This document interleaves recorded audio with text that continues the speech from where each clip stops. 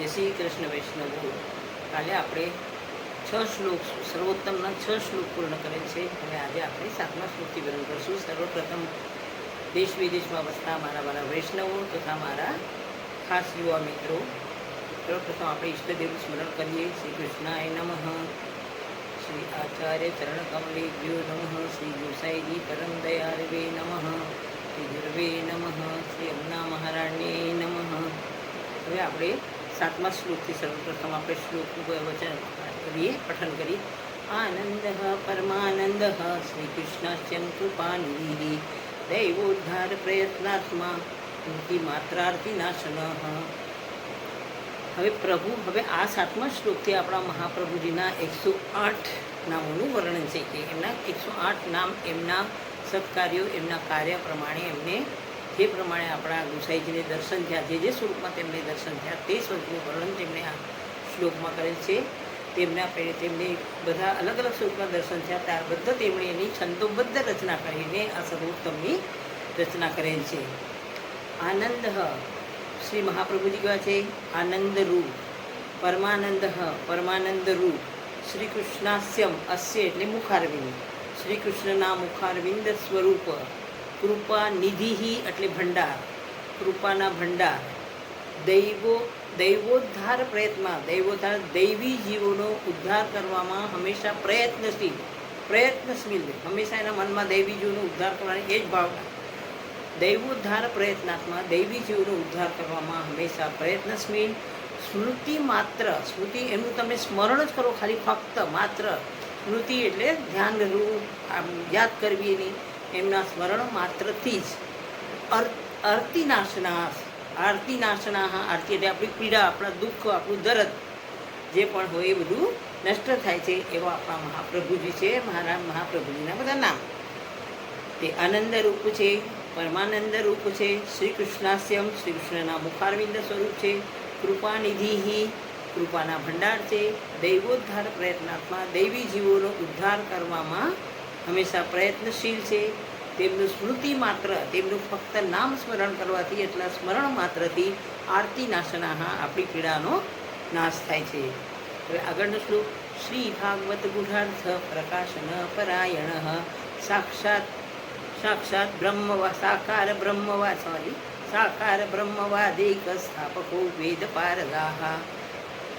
શ્રી ભાગવત ગુઢાર્થ, ભાગવતનો જે ગૂઢ અર્થો, અંદરનો જે ગહન અર્થ જે હતો, ડીપ અર્થ જે આપણે કોઈ સમજી ન શકીએ, એ ભાગવત ગૂઢાર્થ પ્રકાશન કરવામાં, ભાગવતનો ગૂઢ અર્થ, અંદરનું રહસ્ય જેને કે આપણે એ ગૂઢ અર્થ, ગૂઢ રહસ્ય પ્રકાશિત કરવામાં જે પરાયણ એટલે કુશળ છે, નિપુણ છે, પ્રવીણ છે એવા આપણા મહાપ્રભુજી.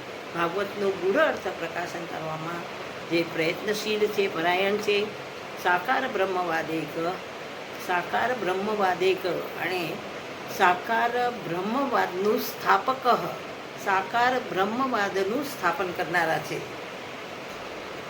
વેદ પારગાહ એટલે વેદમાં પણ પારંગત છે. પારગાહમાં જે પારંગત, નિપુણ, કુશળ, વેદમાં પણ તેઓ કુશળ છે એવા આપણા મહાપ્રભુજી છે. જે ભાગવત ગૂઢાર્થ પ્રકાશન પરાયણ, ભાગવતનું ગૂઢ અર્થ પ્રકાશન કરવામાં જે કુશળ છે, પરાયણ છે, પ્રવીણ છે. સાકાર બ્રહ્મવાદેક સ્થાપકા, સાકાર બ્રહ્મવાદની જે સ્થાપન કરનારા છે. અને વેદ પારંગા, વેદમાં પણ જે પારંગત છે એવા આપણા મહાપ્રભુજી છે. આગળનો શ્લોક. માયાવાદ નિરાકર્તા સર્વવાદી નિરાશકૃ ભક્તિ માર્ગાબ્જ માર્તંડા શ્રી કૃષ્ણ સ્ત્રી શુદ્રાધ્યુદ્રુતિક્ષમ.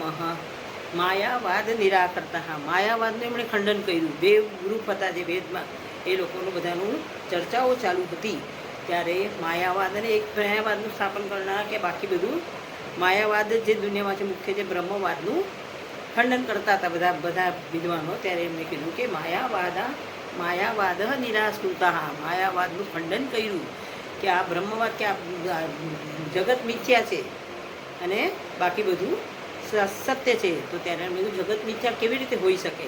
ત્યારે પ્રભુજી આપણા અહીંયા જન્મ લીધા છે તો એ કાંઈ મિથ્યા ન ગણાય, સાકાર છે. એ અર્થથી માયાવાદ નિરાકરતા, તેમણે માયાવાદનું ખંડન કર્યું. માયાવાદી જે વિશ્વાસ માનવાના હતા માયાવાદનું ખંડન કરવી. સર્વવાદી નિરાસ્કૃત, સર્વવાદી એટલે જે જેના ચર્ચા કરવાના વાદી હતા સામસામે, સર્વવાદી નિરાસકૃત, બધા વાદીઓનું, બધા એના જે વાદ વિવાદ કરવાવાળા લોકો હતું એમનું બધુંનું નિરાકરણ કર્યું. એમને નિરાસકૃતા, પરાજય કર્યો એમનો. ભક્તિ માર્ગાબ્જ માર્તંડા, ભક્તિ માર્ગરૂપી કમળ, ભક્તિ માર્ગરૂપી જે કમળ છે એમાં સૂર્યપ્રકાશ જેવા, અને સ્ત્રી શુદ્રાધ્યુત ધૃતિક્ષમા, સ્ત્રી અને જે શુદ્ર લોકો હતા, શુદ્ર આદિ જેવી હતા, સ્ત્રી શુદ્ર આદિનો ઉદ્ધાર કરવામાં જે સમર્થ, ક્ષમ એટલે સમર્થ. કારણ કે પહેલાં ત્યારે સ્ત્રીઓને બી મહત્વ નહોતું અને શુદ્ર લોકોનું પણ લોકો ગણતરી ન કરતા, અસ્પૃશ્ય માનતા, તે એવા લોકોનું પણ એમણે નિરાકરણ કર્યું. વાદન કરવાવાળા, વાદવિવાદ કરવાવાળાનું. સ્ત્રી શુદ્ર, ફરીથી માયાવાદનું ખંડન કરનારા, સર્વવાદીઓનું નિરાકરણ એટલે પરાજય કરવાવાળા. ભક્તિ માર્ગમાં, ભક્તિ માર્ગરૂપી કમળમાં સૂર્યરૂપ, સૂર્યપ્રકાશ, સૂર્યરૂપ જેવા, અને માર્તાંડે એટલે સૂર્ય, અને અબ્જ એટલે કમળ. ભક્તિ માર્ગાત અબ્જ એટલે કમળ, અને માર્તાંડે એટલે સૂર્ય. ભક્તિ માર્ગમાં, માર્ગરૂપી કમળમાં સૂર્યરૂપ, સૂર્ય જેવા, સ્ત્રી શુદ્ધ આદિનો ઉદ્ધાર કરવામાં ક્ષમ એટલે સમર્થ એવા આપણા શ્રી મહાપ્રભુજી છે. એ વૈષ્ણવો આગળનો આપણો ટાઈમ પૂરો થઈ ગયો છે. આગળનો શ્લોક આપણે આગળ પછી જોઈશું. જય શ્રી કૃષ્ણ વૈષ્ણવો. જે આપણા મહાપ્રભુજીના 108 નામો છે. જય શ્રી કૃષ્ણ.